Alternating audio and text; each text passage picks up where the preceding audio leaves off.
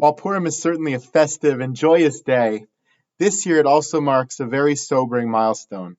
Purim will mark one full year since the onset of the pandemic that has so radically changed our lives. Parashat Tetzeveh, which we'll read this Shabbos, was the last parsha we read altogether in shul last year before we shut down. Reliving these days 1 year later has been a strange experience for me, as I'm sure it has been for many of you. I've been reflecting on the opening of my Drasha that I gave in both the 8 o'clock minyan and 8:45 minyan on Tetzeveh 5780 1 year ago, in which I said the following. Coronavirus is on all of our minds. Of course, our hearts go out to all those struggling with diagnoses, all those quarantined, all those vulnerable populations who have more reason to fear this virus, and to all the families of those who have passed away from the virus. Some of us feel calm, some of us feel afraid, some of us feel uncertain or vulnerable. But for me, the most prominent emotion is humility. In the year 2020, with all of our advances in science, medicine, and technology, and with all that we know and understand and have discovered in this most advanced era of human history, we look around and see within less than 1 month, 100,000 people diagnosed and 3,400 people dead. That is astounding. Although we can prepare and mitigate, we cannot stop COVID from coming and can hardly treat it when it does. To me, this is a stark reminder of our limitations and fragility. It's a stark reminder that despite all of the ingenuity, there are forces out there bigger and more powerful than us. That's what I said last year. I can now see that at the time I was filled with trepidation and vulnerability when I still was not even aware of the many ways that COVID would end up affecting my life, my job, my family, and countless people in our community who have sustained all kinds of losses during the difficult year. I can now see that I was filled with uncertainty, even though I had no idea that just a few days later, we would be shutting down our shul. And here we are again, 1 year later. Baruch Hashem, we have so much to be grateful for. Despite our vulnerabilities, we have also shown strength. We've helped each other, developed better mitigation strategies, invented a vaccine, come back to limited in-person minyanim and Megillah readings for a small slice of our population, and have even planned some fun, socially distant activities to celebrate this great holiday. Yet we are not in the clear, and the return to normalcy and to the kind of Purim we had last year still seems quite far off. Despite the pandemic and all that is missing from this year, from Purim, there is something important that occurs in the Purim story and helps to bring about the redemption in the Purim story, which I think we can achieve this year as well, even though it may not seem that way on the surface. The redemption of the Purim story happened when Esther decided to take action. Rav Aaron Lichtenstein Zichrono Livracha explains that there are two halves of the Megillah. The first half in which Esther was passive, and the second half in which she saved the Jewish people.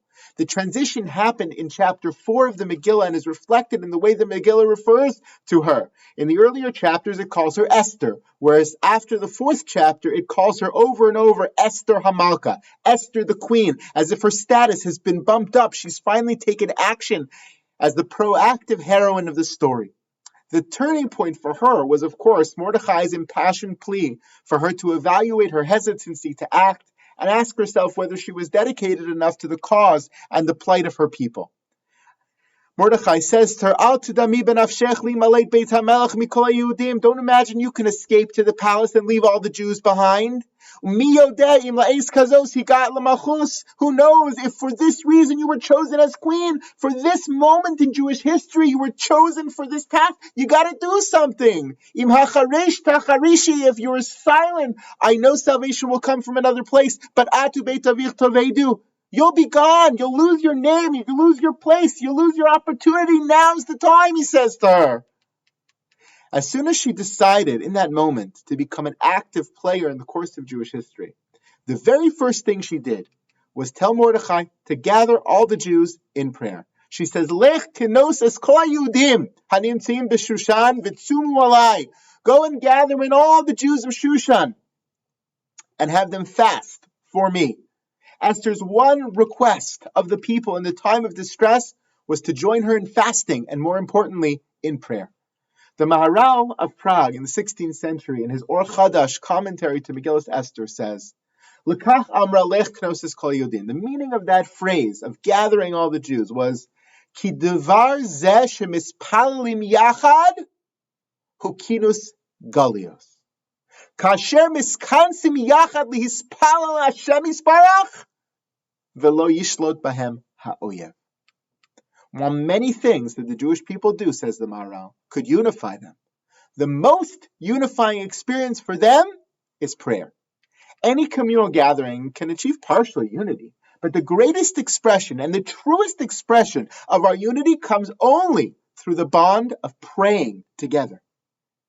It's the time when not only do our bodies end up in the same physical space, but our souls connect to one another and to the great unity of the Jewish people.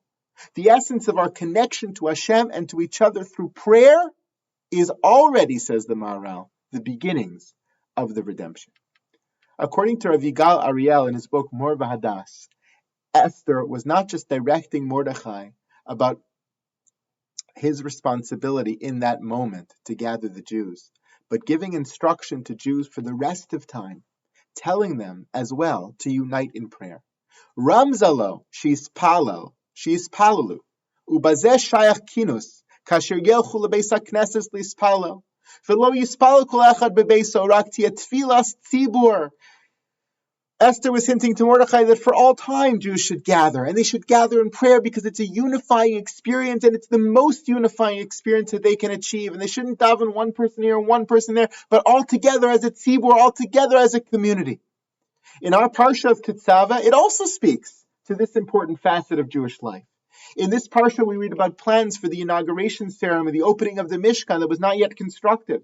The Torah spends an inordinate amount of time detailing the construction of this place and all its vessels and garments for the Kohanim in the midst of a completely different story, the story of our redemption, the story of our nationhood, the story of Matan Torah. Rabbi Jonathan Sachs, Zichrono Livracha, so beautifully captures the oddity of all of these parshios about the Mishkan when he says, quote, the sequence of parshios that begin with Truma and continues Tetzaveh, Kitisa, Vayakel, Pekudah is puzzling in many ways. First, it outlines the construction of the tabernacle, the portable house of worship the Israelites built and carried with them through the desert, in exhaustive and exhausting detail. The narrative takes almost the whole of the last third of the book of Exodus. Why so long? Why such detail? Why is the making of the Mishkan in the book of Exodus at all? Its natural place seems to be in the book of Vayikra, which is overwhelmingly devoted to an account of the service of the Mishkan and the sacrifices that were offered there. The book of Exodus, by contrast, could be subtitled The Birth of a Nation. It's about the transition of the Israelites from a family to a people and their journey from slavery to freedom. It rises to a climax with the covenant made between God and the people of Mount Sinai. What has the tabernacle to do with this? It seems an odd way to end the book, he says. I would say, perhaps the answer is that without a place that could galvanize us in prayer, we would simply not be a nation and could not finalize our redemption. And so it very much fits into the storyline of this book of Shemot.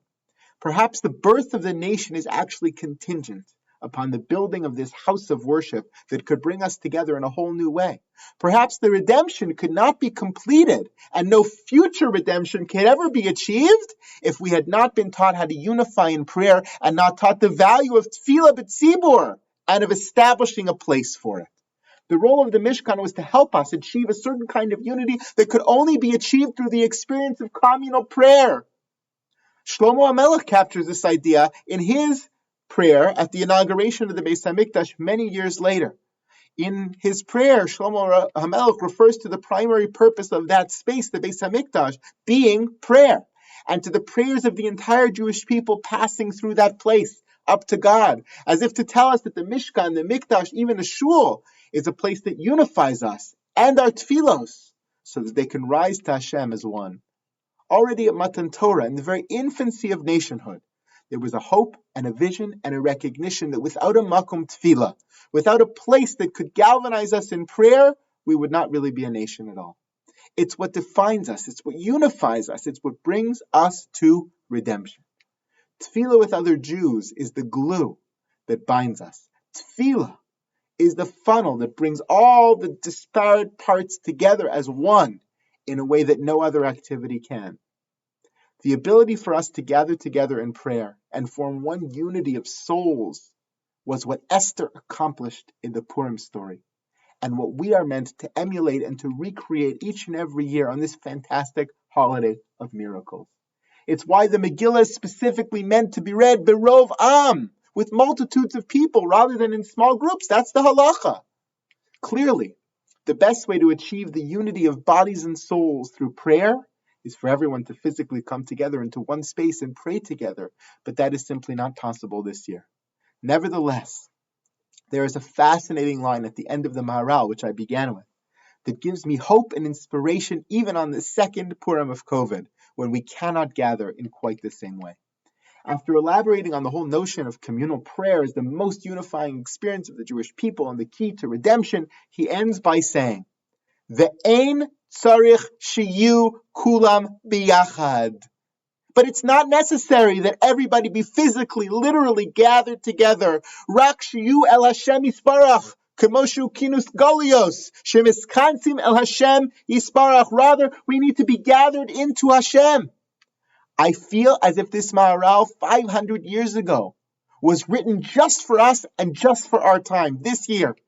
Even as we find ourselves this Purim davening in all different kinds of spaces, we can still feel united in prayer, united in purpose, united in our desire to be one with Hashem in prayer. Our souls, which are not bound by space, can still unite as one. And we, like the Jews of Shushan, says the Maharal, can achieve a level of redemption even in our time, even not in the same room, through the mechanism of praying together, of desiring to come close to Hashem together, not as individuals, but with everyone else in mind as well.